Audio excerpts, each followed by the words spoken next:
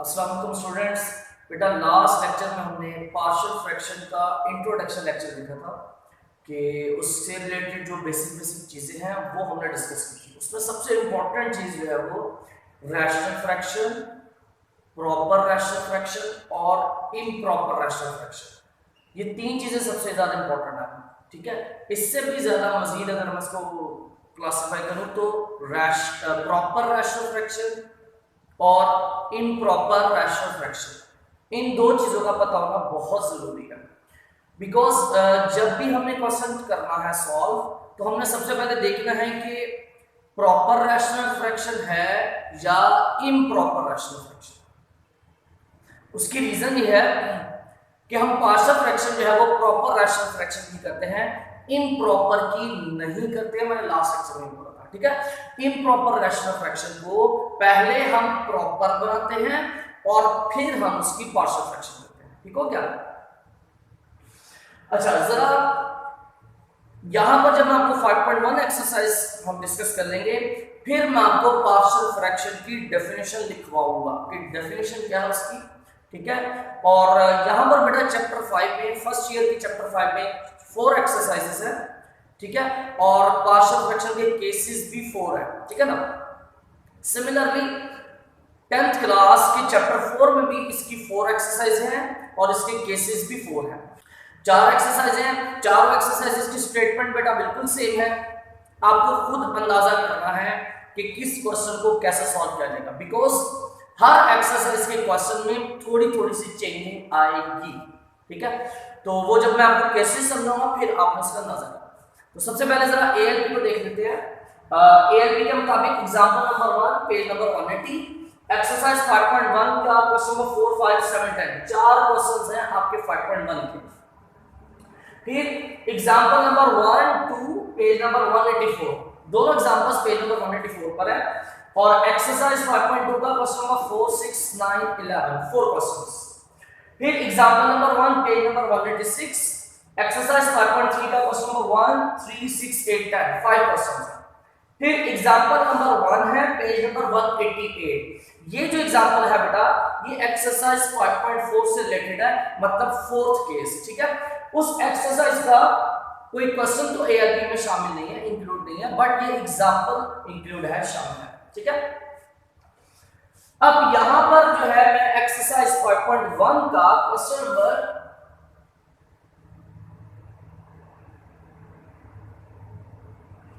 Question number 10 करवाने लगा हूं, ये वाला।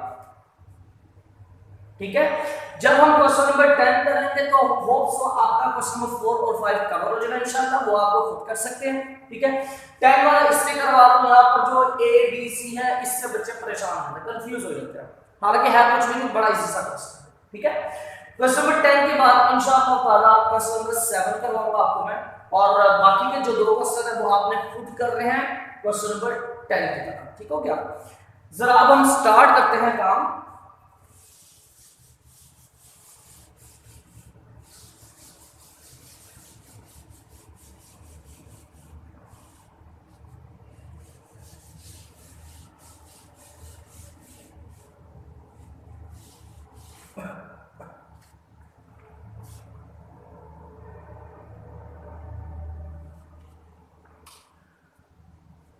अच्छा बेटा, ये क्वेश्चन है, इसकी पार्शियल फ्रैक्शन होती है। पहले मैं आपको बता दूं कि हम पार्शियल फ्रैक्शन करते क्यों हैं, किस तरह की वैल्यूज के लिए हम पार्शियल फ्रैक्शन करते हैं। देखो बेटा, a प्लस b, दो वैल्यूज ऐड हो रही है। ठीक है, और नीचे डिवाइड हो रहे हैं किसी फैक्टर के साथ। लेट्स सपोज वो फैक्टर है, एक है x, दूसरा है y। अब बेटा इसको हमने अलग अलग करना हो तो इस तरह से अलग अलग किया जा सकता है, a divided by xy plus b divided by xy। इस तरह से हम इनको अलग अलग कर सकते हैं। क्यों? क्योंकि बिकॉज इनका एलसीएम लेके वापस मिल जाएगा। ठीक है ना, मतलब दो वैल्यूज ऐड हो रही थी, डिवाइड हो रही थी इसके साथ, और यहां पर क्या है, दो फैक्टर्स है, मतलब दो वैल्यूज मल्टीप्लाई हो रही है। तो हम क्या करेंगे, उन दोनों फैक्टर्स को पहली वैल्यू से अलग डिवाइड कर देंगे, दूसरी वैल्यू से अलग डिवाइड कर देंगे। ये वाली चीज ओके, बिल्कुल ठीक है, बिकॉज इसका एलसीएम लेंगे तो ये आएगा। लेकिन बेटा क्या हम इसको इस तरह से लिख सकते हैं, a plus b divided by x y हो, तो क्या हम इसको ऐसे लिख सकते हैं, a divided by x plus b divided by y। मतलब दोनों फैक्टर्स अलग अलग लिखने के बजाय एक वाले को एक फैक्टर दे दे, दूसरी वाले को दूसरा फैक्टर दे दे। क्या ऐसे लिखा जा सकता है बेटा? नहीं लिखा जा सकता। इसको हम ऐसे नहीं लिख सकते हैं। सिंगल सिंगल फैक्टर्स की शक्ल में ऐसे नहीं लिखा जाएगा, बिकॉज इसका एलसीएम लेंगे तो ये नहीं आता। ठीक है। सिमिलरली अगर ऐसे लिखा तो 1 ओवर एक्स वाई, तो क्या इसको हम लिख सकते हैं 1 over x plus 1 over y? ये भी नहीं लिख सकते हम। ठीक है। क्यों नहीं लिख सकते? बिकॉज बेटा जब हमने इसका एलसीएम लेना है तो ये नहीं आएगा।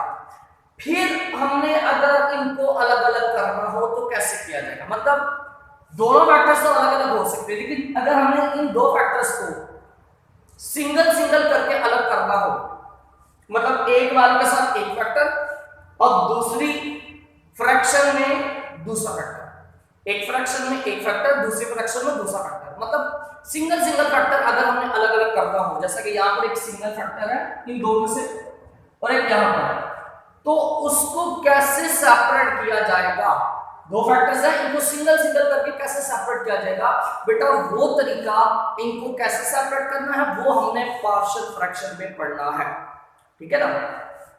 जैसे कि आप यहां पर देख लो, यहां पर बेटा हमारे पास तीन फैक्टर्स हैं डिनोमिनेटर में, 1 2 3। अब इन तीनों फैक्टर्स को हमने सिंगल सिंगल फॉर्म में अलग अलग करना है, सेपरेट करना है, तो वो कैसे किया जाएगा? उसका तरीकाकार क्या है? उस तरीके को, उसको सेपरेट करने को, उस प्रोसीजर को पार्शियल फ्रैक्शन का नाम दिया जाता है। ठीक है ना।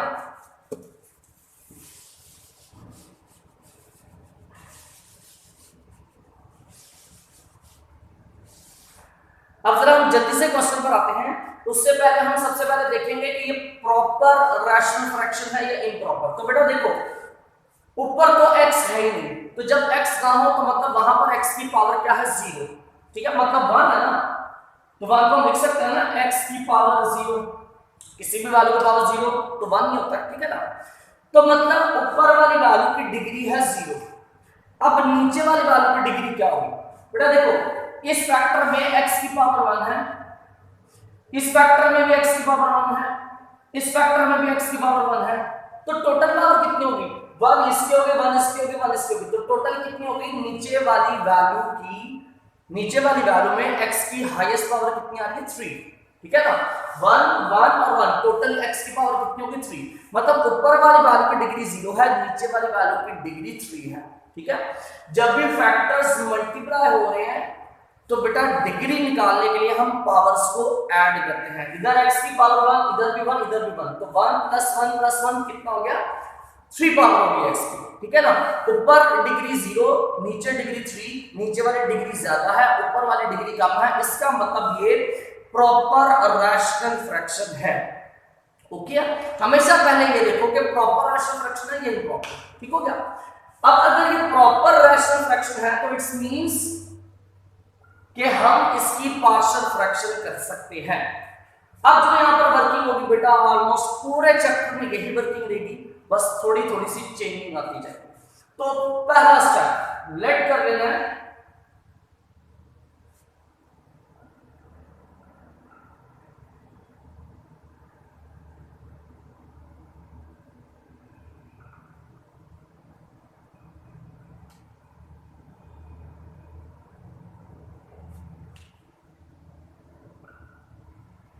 अब इस पूरी वैल्यू को ऐड कर लेना। ये तीन फैक्टर्स हैं, तीनों फैक्टर्स को अलग अलग लिख लेना। ठीक है ना। पहले वाले को 1 - ax plus 1 - bx plus 1 - cx, तीन फैक्टर्स से तीनों को हमने अलग अलग कर दिया। अब ऊपर क्या आएगा? ऊपर बेटा कोई ना कोई वैल्यू आएगी। कौन सी वैल्यू हमें नहीं पता, हमने वो वैल्यू फाइंड करनी है। लेट्स सपोज इसके ऊपर जो वैल्यू आएगी वो a है, इसके ऊपर b है, इसके ऊपर c। ये कांस्टेंट कोई भी वैल्यू, इसका नाम रख लो इक्वेशन 1। ठीक है। तो नेक्स्ट स्टेप जो मैं करने लगूं बेटा, ये फर्स्ट टाइम तो मैं डिटेल से कर रहा हूं ताकि आप सबको समझ आ जाए। नेक्स्ट टाइम जब भी स्टेप होगा तो मैं डायरेक्ट आंसर दिखा दूंगा कि आना क्या है। ठीक है। अब हम करेंगे क्या बेटा, लेफ्ट साइड के डिनोमिनेटर में ये जो दिख रहा है ना, इसके साथ इस पूरी इक्वेशन को मल्टीप्लाई करते हैं।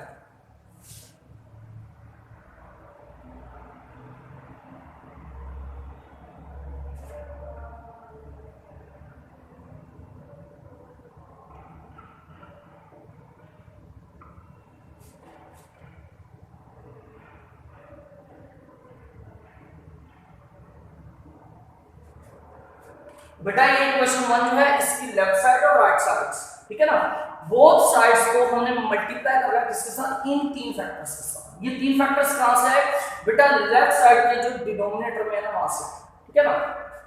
हम ऐसा भी कर सकते हैं कि ये इधर ये पूरी की पूरी वैल्यू 1 से डिवाइड कर दी तो उधर जाके क्या हो जाएगी, मल्टीप्लाई हो जाएगी किस किस के साथ, इन तीनों के साथ मल्टीप्लाई, वो भी ठीक है ना। तो हमारे पास क्या आएगा,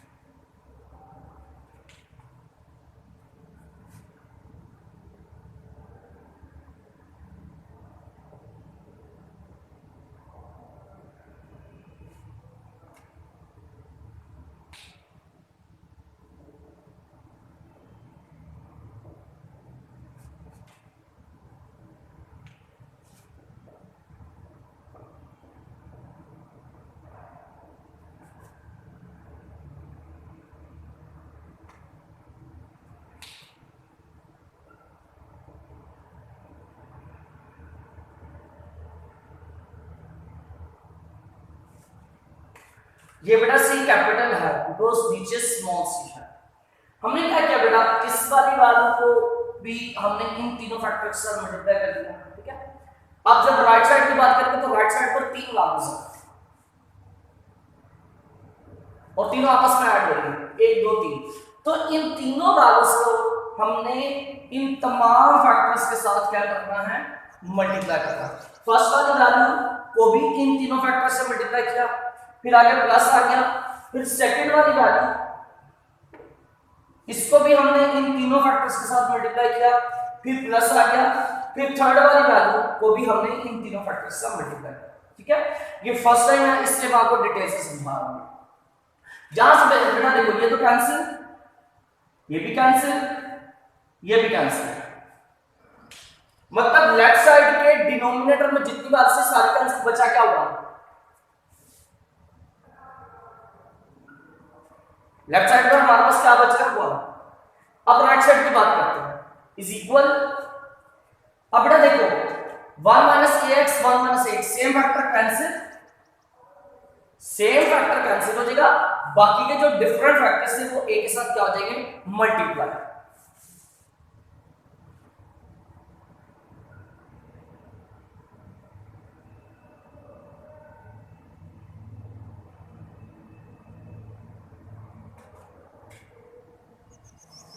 प्लस फिर आगे यहां पर भी बेटा 1 minus b x 1 minus b x, same factor cancel, बाकी के जो दो फैक्टर हैं वो बी से मल्टीप्लाई करेंगे, फिर प्लस यहां पर भी 1 minus c x 1 minus c x, same factor cancel, बाकी के जो दो फैक्टर बचेंगे वो किससे, सी से मल्टीप्लाई होगा। तो हमारे पास क्या आएगा,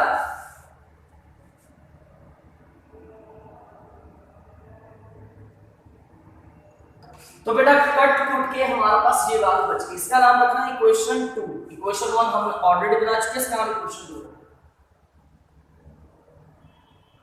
ये इक्वेशन 1 आपने पूरे चैप्टर में बना, इक्वेशन 2 भी हमने ऑलमोस्ट पूरे चैप्टर में बना लिया, ठीक है ना। तो बेटा ये स्टेप मैंने फर्स्ट टाइम और लास्ट टाइम किया। नेक्स्ट टाइम में क्या करूंगा, मैं इसके बाद डायरेक्ट ये स्टेप लिखा करूंगा। वो कैसे आएगा बेटा, वो प्रैक्टिस जब आप करोगे आपको खुद समझ आ जाएगा। जिसको समझ ना आए बेटा वो ये स्टेप लाजमी कर ले, ताकि उसको आइडिया हो जाएगा कि ये वाली इक्वेशन कैसे बनेगी, ठीक है ना। अब जब ये क्वेश्चन बन जाएगी तो बेटा हमने करना क्या है, हमारे जो टारगेट्स में शामिल है, हमने ए की, बी की और सी की वैल्यूज फाइंड करनी है। अच्छा बेटा याद रखना, यहां पर ये जो आपको वेरिएबल एक्स दिख रहा है,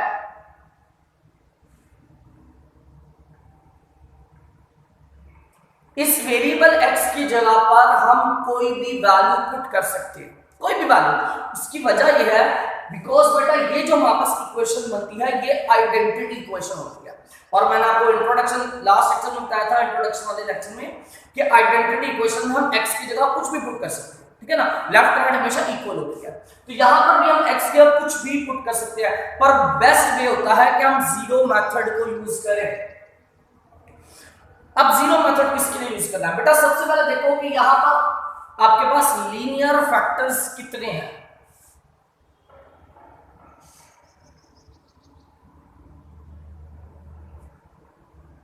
सबसे पहले बेटा देखो 1 माइनस बी एक्स एक ये लीनियर फैक्टर है, 1 माइनस सी एक्स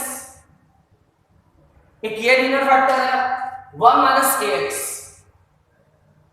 एक ये लीनियर फैक्टर है। तीन फैक्टर्स हो गए। आगे दोबारा क्या आ रहा है 1 माइनस 6, बेटा ये तो पहले वाला ही है ना, मतलब वही वाला दोबारा आ गया, तो चेंज तो नहीं ना, तो हम इसको काउंट नहीं करेंगे। फिर आ गया 1 माइनस एक्स, ये भी पहले आ चुका है। फिर आ गया 1 माइनस बी एक्स, ये भी पहले आ चुका है, ठीक है ना। तो मतलब यहां पर डिफरेंट लीनियर फैक्टर्स कितने हैं, तीन, 1 2 3। बेटा हमने यहां पर तीनों फैक्टर्स को जीरो मेथड में यूज करना है। वैसे तो हम x की जगह कोई भी वैल्यू पुट कर सकते हैं, लेकिन बेटा बेस्ट वे जो होता है वो जीरो मेथड होता है। हमने इन तीनों फैक्टर्स को जीरो मेथड में यूज करना है, तो उसके लिए हमने क्या करना है, पुट करना है। जीरो मेथड हमने इन तीनों पर अप्लाई करना है, लेकिन बारी बारी। पहले हम इस वाले पर जीरो मेथड अप्लाई करते हैं। जीरो मेथड में हमने क्या करना है, इस फैक्टर को, ये वाले फैक्टर को आपने पुट करना है जीरो के इक्वल, ठीक है, इसको जीरो के इक्वल रखा। अब यहां से हमने निकालनी है x की वैल्यू, क्या बनेगी,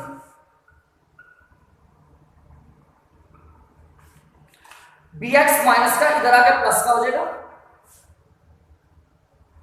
या क्या b मल्टीप्लाई इधर आके डिवाइड हो जाएगा, तो x की वैल्यू क्या बन जाएगी 1/b।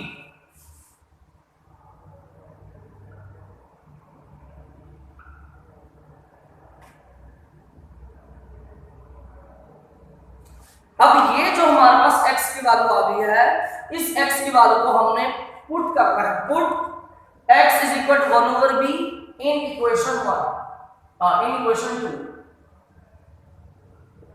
ठीक है। मतलब जिस इक्वेशन से इस फैक्टर को हमने उठाया था और x की वैल्यू निकाली थी, फिर ये x की वैल्यू वापस उसी इक्वेशन में पुट करनी है, ठीक है ना। तो जहां जहां पर भी आपको x दिख रहा है वहां वहां पर आपने x की जगह क्या रखना है 1/b। तो हमारे पास क्या आएगा, देखिए 1 इज इक्वल टू 8 टाइम्स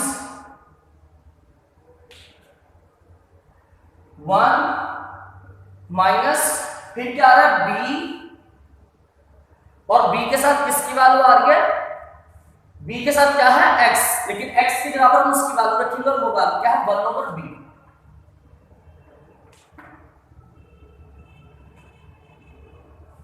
ठीक हो गया। अगला फैक्टर 1 माइनस,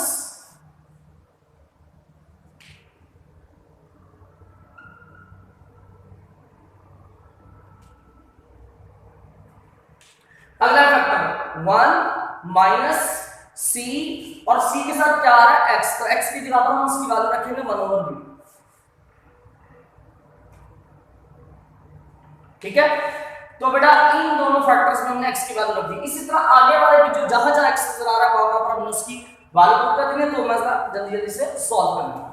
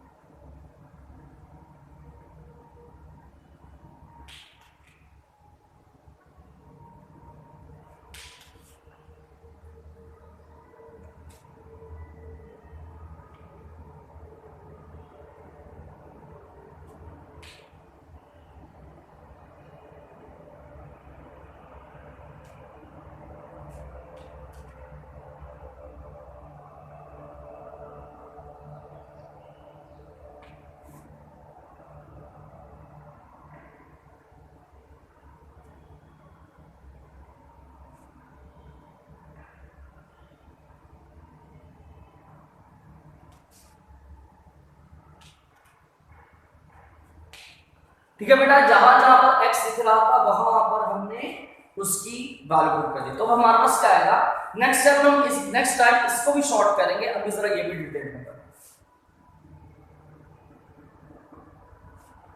अब जरा बेटा देखिएगा यहां पर क्या आ रहा है, a टाइम्स 1 माइनस b से कैंसिल, बचा क्या 1, ठीक है। अगली ब्रैकेट में क्या आ रहा है, 1 माइनस c1 से मल्टीप्लाई करके c डिवाइडेड बाय b, ठीक हो क्या, ये आ रहा है हमारे पास। इस पूरी बात को सॉल्व करें तो यार अब बेटा 1 माइनस 1 क्या हो जाएगा 0, तो 0 इस पूरी वैल्यू से मल्टीप्लाई होकर क्या हो जाएगा 0 हो जाएगा। तो फिर हम ऐसा कर लेते हैं, यहां पर इसकी जगह डायरेक्ट 0 लिख देते हैं, क्वेश्चन बिकॉज लेंथी है, इतना डायरेक्ट किया जा सकता है 0। नेक्स्ट वाला क्या है प्लस, अब यहां पर क्या आ रहा है हमारे पास b इंटू a1 से मल्टीप्लाई के a divided by b। Next उसमें जा रहा है 1 माइनस c1 से मल्टीप्लाई के c डिवाइडेड बाय b, ठीक है। फिर आगे प्लस, अब यहां पर भी बेटा गौर कीजिएगा,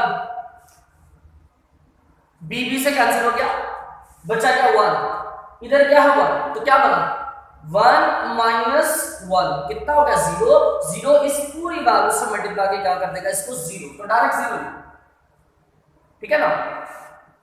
तो आगे क्या आएगा हमारे पास 1 0 जमा करेंगे कोई फर्क नहीं पड़ेगा, ये भी जमा करेंगे कोई फर्क नहीं पड़ेगा, इसकी कहानी बताओ। तो बचा क्या फिर b टाइम्स इसका आंसर में लौटा,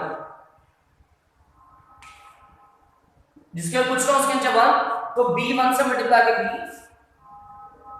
ऊपर क्या हो जाएगा क्रॉस मल्टीप्लिकेशन, b को 1 से मल्टीप्लाई किया तो b साथ में आ जाएगा माइनस का a, ठीक हो गया।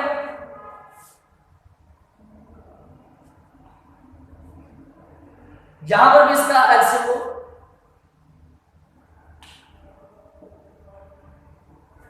b1 से मल्टीप्लाई के b, ऊपर क्रॉस मल्टीप्लिकेशन b1 से मल्टीप्लाई के b माइनस 1 c से मल्टीप्लाई के c, ये एलसीएम आ गया हमारा पास। तो बना क्या फिर यहां से b की वैल्यू क्या बनेगा, इनको मल्टीप्लाई करेंगे तो कैसे होगा, b से मल्टीप्लाई का b स्क्वायर, ऊपर वाली वैल्यूज आपस में मल्टीप्लाई करें तो क्या आ जाएगा b minus a b minus c, ठीक हो गया।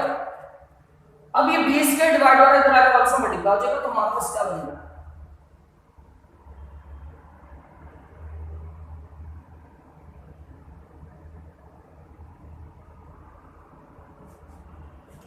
ये डिवाइड होगा इधर आके 1 से मल्टीप्लाई किया क्या हो गया b square is equal to, अब देखो b स्क्वायर तो बड़ा हो चला गया उस तरफ, यहां से इधर आ गया, अब ये दोनों b के साथ मल्टीप्लाई रहा, तो जब इनको इधर लाऊंगा तो इधर आके डिवाइड हो जाएगा,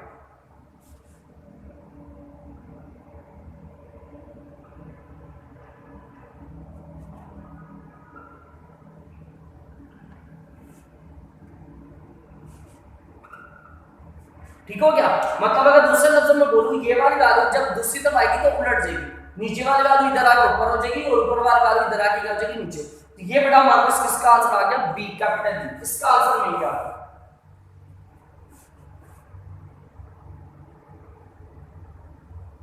दोबारा समझना बेटा, हमारे पास 3 फैक्टर्स थे 1 2 3, हमने तीनों को जीरो मेथड में यूज करना है। अभी हमने एक फैक्टर यूज किया है 1 माइनस bx1, जहां से x की वैल्यू निकाली, x की वैल्यू निकालने के बाद हमने बेटा इस इक्वेशन में पुट कर दिया, ठीक हो गया। तो हमारे पास इन द एंड किसका आंसर आ गया b का आंसर। अब सेम यही काम इस वाले फैक्टर की बात पूरी हो गई, इसका काम खत्म हो गया। अब हमने दूसरे फैक्टर की बात करनी है, ठीक है ना, उसको भी हमने जीरो मेथड में यूज करा, सेम यही वर्किंग रहेगी, इसके आगे हमने चलना है। लेकिन मैं क्या कर रहा हूं, मैं यहीं पर इसको रिमूव करके लिखने लगा हूं। ये जो बी के बाद में निकले इसको मैं साइड पे लिख रहा हूं ताकि मैं याद रखूं।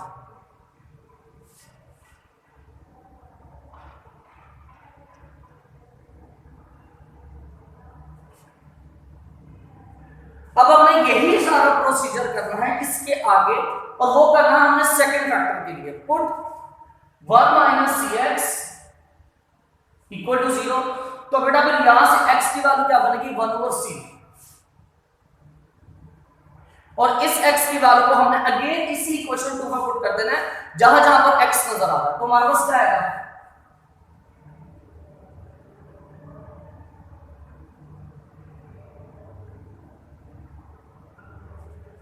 1 ओवर c आ जाएगा। फिर यहां पर भी x की जगह पर हमने पहले 1 ओवर b लिखा था, अब हम 1 ओवर c लिख रहे हैं। यहां पर भी हमने पहले 1 ओवर b लिखा था, 1 ओवर c लिख रहे हैं। यहां पर भी, इधर भी और इधर भी। तो अब देखते हैं हमारे पास कट के क्या वैल्यूज बच रही हैं। देखना बेटा, सबसे पहले सी से कैंसिल, ठीक है ना, तो 1 माइनस 1 कितना हो गया, 0। 0 इस पूरी वैल्यू से मल्टीप्लाई करके हो जाएगा 0, तो मतलब पहली वैल्यू तो 0 आ गई। ओके, अब दूसरी वैल्यू देखते हैं बेटा। यहां पर देखो सी से कैंसिल, तो 1 माइनस 1 0। 0 इस पूरी वैल्यू से मल्टीप्लाई करके इस पूरी वैल्यू सेकंड वैल्यू को भी क्या कर देगा, 0।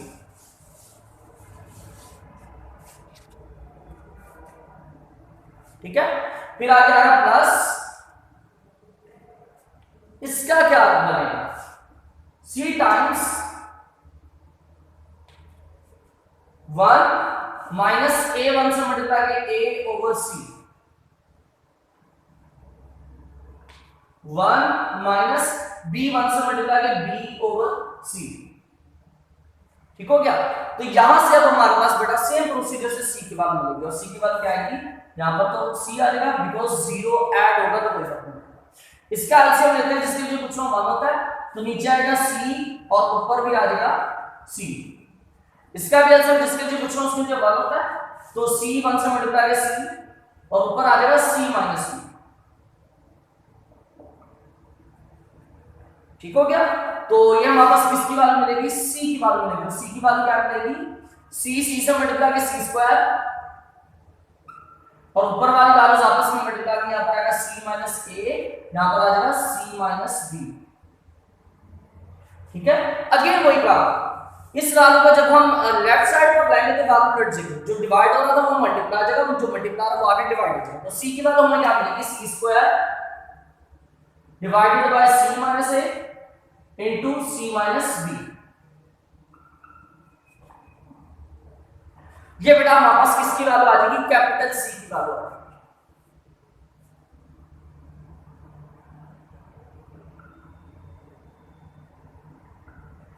ठीक है, दूसरे फैक्टर को जब हमने यूज किया तो बेटा हमारे पास दूसरी वैल्यू आ गई। अब हमने तीसरे वाले फैक्टर को यूज करना है 1 माइनस ax को। जब हम तीसरे फैक्टर को यूज करेंगे तो हमारे पास तीसरे कांस्टेंट की भी वैल्यू आ जाएगी। अभी तक हमारे पास b की वैल्यू आ गई, हमारे पास c की वैल्यू आ गई, कैपिटल C की, अब कैपिटल A रहेगा। तो सेम प्रोसीजर, अब इस वाले फैक्टर को हमने जीरो मेथड में यूज करा, तो 1 माइनस ax इक्वल टू 0। यहां से x की वैल्यू क्या मिलेगी, 1 ओवर a। तो फिर इधर भी 1 ओवर a, इधर भी, इधर भी,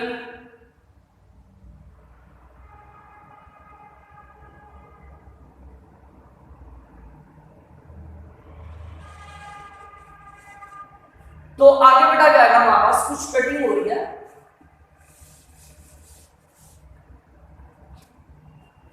a टाइम्स 1 माइनस b 1 से मल्टीप्लाई कर b ओवर a। फिर यहां पर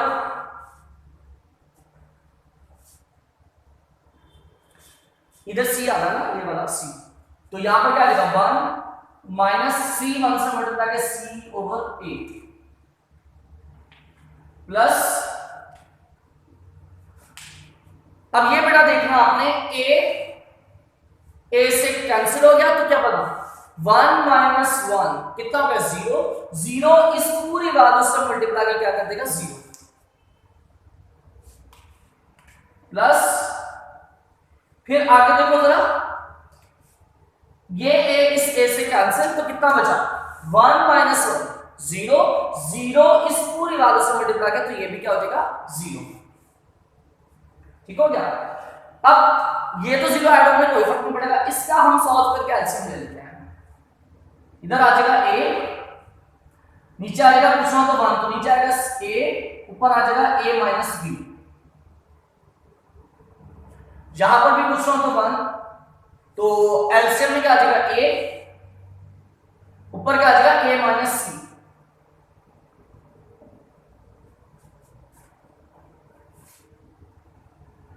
तो सिंप्लीफाई कर दिया आपने a मल्टीप्लाई a स्क्वायर और ऊपर आ जाएगा a माइनस b और a माइनस c। ठीक हो गया बेटा। अगेन राइट साइड वाली वैल्यू जब लेफ्ट पर आएगी तो उलट हो जाएगी, मतलब जो डिवाइड हो रहा था वो मल्टीप्लाई हो जाएगा, जो मल्टीप्लाई हो रहा था वो इधर आके डिवाइड हो जाएगा। तो हमारे पास a स्क्वायर ऊपर हो जाएगा और a माइनस b नीचे आ जाएगा, a माइनस c भी नीचे आ जाएगा।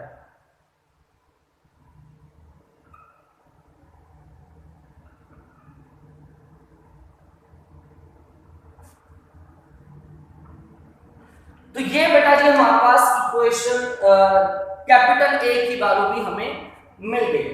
अब हमने करना क्या है, इस कैपिटल A की वैल्यू, कैपिटल B की वैल्यू और कैपिटल C की वैल्यू इन सारी वैल्यूज को पुट कर देना है इक्वेशन 1 में, तो हमारा आंसर आ जाएगा। ये बेटा मैंने पसंद करवा दिया, जो बच्चों को मुश्किल लगता है लेंथी है, तो बाकी आपने परेशान होना, बाकी इजी है, बस थोड़ा सा एहतियात से कैलकुलेशन करनी है। तो जरा अब ये ABC की वैल्यूज पुट करते हैं इक्वेशन 1 में, तो हमारे पास बेटा क्या आएगा, अब हमने लिखना आगे इस सारी कैलकुलेशन के बाद, ये जो कैलकुलेशन है ABC की वैल्यू निकालने के बाद आपने इस इक्वेशन को दोबारा लिखना फ्रॉम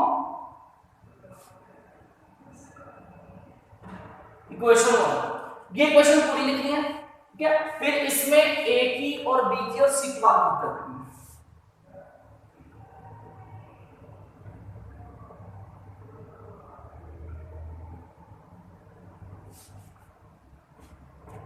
ऊपर क्या दिख रहा है A, इस A की जगह पर हमने जो भी वैल्यू निकाली है वो वैल्यू पुट कर देंगे।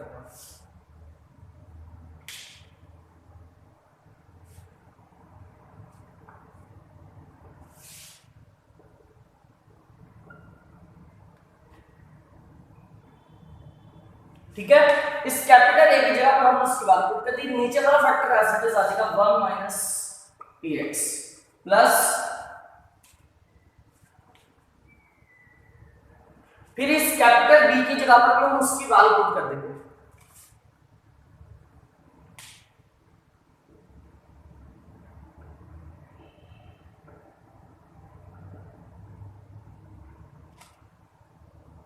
ठीक है, तो कैपिटल B की जगह पर उसकी वैल्यू, नीचे वाला फैक्टर एज इट इज आ जाएगा। फिर लास्ट पे आ गई C की वैल्यू,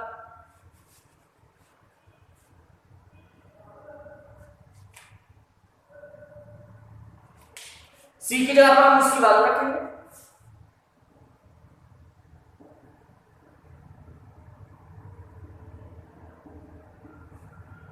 ठीक है, C की जगह पर, कैपिटल C की जगह पर हमने उसकी वैल्यू रख दी।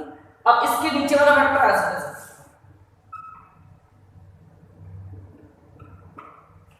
ठीक हो गया। तो लास्ट स्टेप हमारा रह गया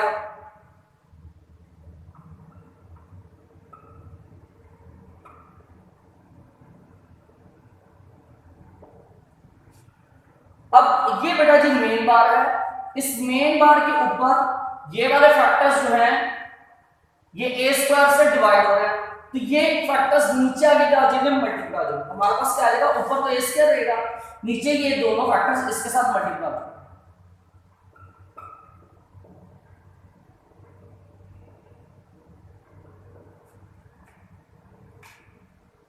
यहां पर भी ऐसे होगा, ऊपर बी स्क्वायर रहेगा और ये दोनों फैक्टर नीचे आके क्या हो जाएगा मल्टीप्लाई।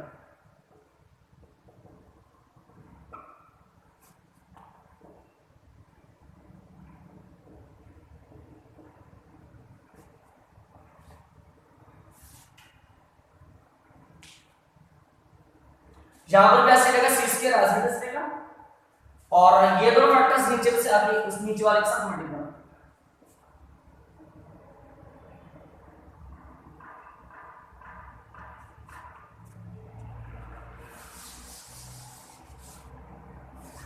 वैसे बेटा पार्शियल फ्रैक्शन हमारी इस स्टेप पे हो गई थी, बस इसको मजीद सिंपलीफाई करने के लिए हमने ये स्टेप किया, तो ये हमारा आंसर। अब आप जरा गौर करो यहां पर क्या है, ये एक तीन फैक्टर्स में मल्टीप्लाई हो रहे थे, हमने इन तीनों को अलग अलग कर दिया, सिंगल सिंगल फैक्टर्स की फ्रैक्शन की फॉर्म में कन्वर्ट कर दिया। अब जब हमने इस पूरे का अगर एलसीएम ले लेना तो बेटा वापस यही आएगा, तो मतलब ये वाली वैल्यू और ये वाली वैल्यू आपस में इक्वल है, ठीक है ना। तो सिमिलरली ये वाली वैल्यू और ये वाली वैल्यू भी आपस में क्या है इक्वल है, इसका एलसीएम लेने से यही आएगा, तो ये हमारी होगी पार्शियल फ्रैक्शन, ये बेटा ये आंसर, ठीक है। तो जरा अब नेक्स्ट क्वेश्चन पर हम आएंगे। क्वेश्चन नंबर 4 जो है बेटा वो सेम इसी तरह से है, बस आपने पहले क्या कर लेना है, क्वेश्चन नंबर 3 तो ऑलमोस्ट, क्वेश्चन नंबर 5 वो तो ऑलमोस्ट ऐसे ही है, तो क्वेश्चन नंबर 4 में आपने क्या करना है। अब बेटा सबसे पहले देखो ये प्रॉपर है इम्प्रॉपर, तो ऊपर वेरिएबल की हाईएस्ट पावर 2 है, मतलब ऊपर वाले वैल्यू की डिग्री 2, नीचे वेरिएबल की हाईएस्ट पावर कितनी है, इधर वेरिएबल की पावर 1 है और इधर वेरिएबल की पावर कितनी है 2, इधर 1 है इधर 2 है हाईएस्ट, मतलब इसकी डिग्री 1 इसकी डिग्री 2, तो 1 + 2 कितने हो गए 3 डिग्री होगी, ऊपर डिग्री 2 है नीचे डिग्री 3 है, मतलब ये प्रॉपर फ्रैक्शन है। अब पता क्या करना है, जब आप इसकी पार्शियल फ्रैक्शन करनी है ना, तो पहले ये वाला फैक्टर क्वाड्रेटिक है, इसको फैक्टराइज कर लेना आपने,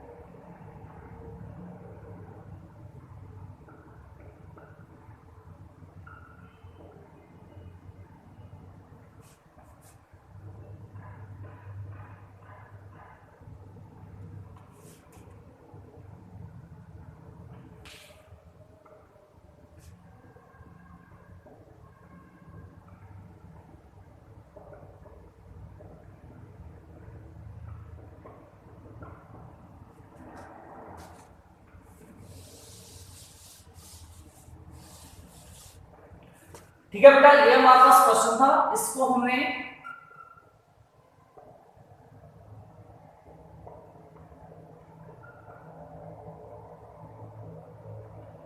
ये क्वेश्चन था, इसके डिनोमिनेटर को हमने फैक्टराइज करके इसमें कन्वर्ट किया। अब इसका नाम क्वेश्चन मान लो, फैक्टराइज क्यों किया इसको बेटा, बिकॉज जब भी हम पार्शियल फ्रैक्शन करते हैं तो डिनोमिनेटर जितना पॉसिबल है उसको फैक्टराइज बना लो, उसके फैक्टर्स बना लो, ताकि हम हर फैक्टर्स को सेपरेट कर सके, लोएस्ट फॉर्म में कन्वर्ट कर सके, सिंपलीफाइड फॉर्म, ठीक है ना।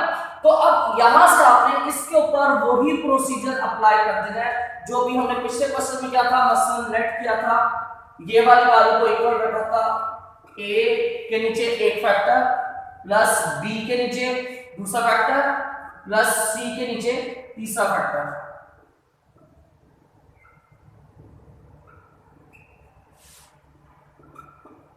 ऐसे लिख लेना इसको।